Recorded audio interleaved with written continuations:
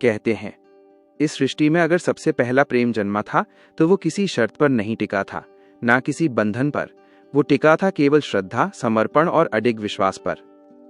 आज स्टोरीज नजर में हम सुनेंगे उस प्रेम की कथा जो अग्नि में तपकर अमर हो गया, महादेव और सती की अमर प्रेम गाथा। सृष्टि के प्रारंभिक काल की बात है, जब ब्रह्मा ने अपने मानस से अनेक महान आत्माओं को उत्पन्न किया।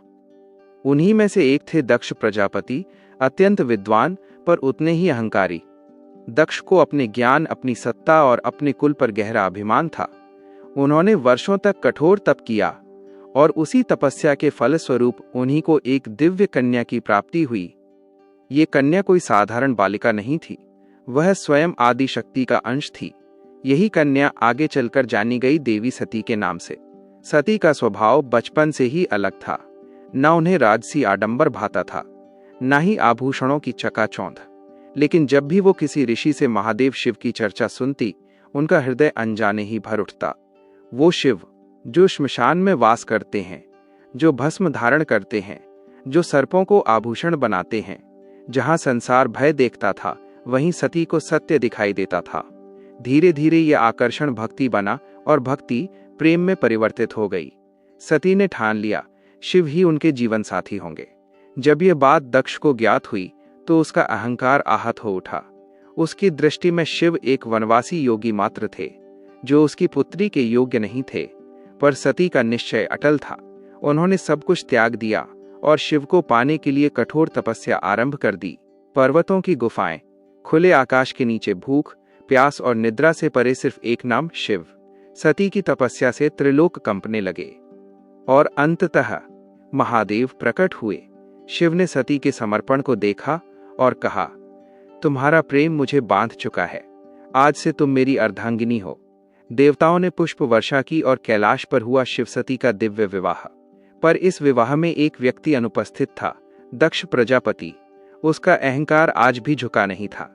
समय बीता और एक दिन दक्ष ने एक भव्य यज्ञ का आयोजन किया। सभी देवताओं को बुलाया गया, पर शिव और सती को नहीं। सती को ये बात ज्ञात हुई। एक पुत्री का हृदय पिता के स्नेह को तरस उठा। शिव ने उन्हें रोका, पर सती पुत्री धर्म निभाने यज्ञ में पहुंच गई। वहां न स्वागत था, न सम्मान। और फिर दक्ष के मुख से निकले वह शब्द जो स्वयं महादेव का अपमान थे।